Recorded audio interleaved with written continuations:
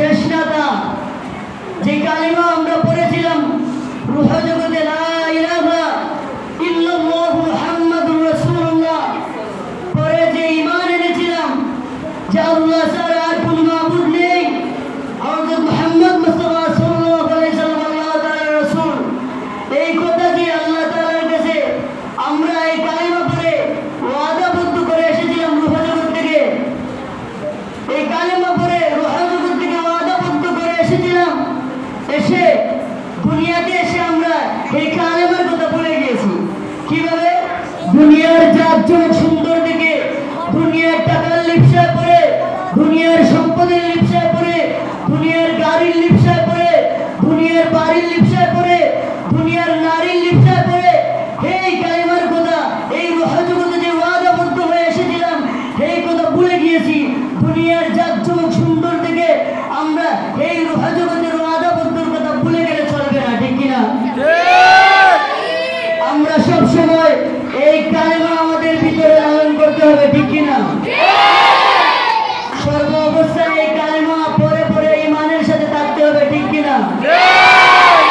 আমাদের দাইমি ফরজের মধ্যে আছে সর্ব অবস্থায় কালিমা পড়ে ঈমানের সাথে থাকা। সুবহানাল্লাহ।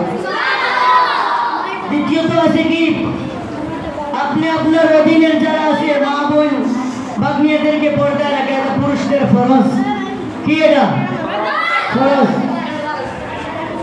এবং আরেকটা ফরজ আছে আল্লাহ তাআলার পক্ষ থেকে আমাদের উপর, নাভি থেকে নিয়ে টাকনুর উপর পর্যন্ত ডাকিয়ে রাখে, এটাও পুরুষের জন্য কি সেম মহিলাদেরও আছে। এবং পাঁচটা ফরজ।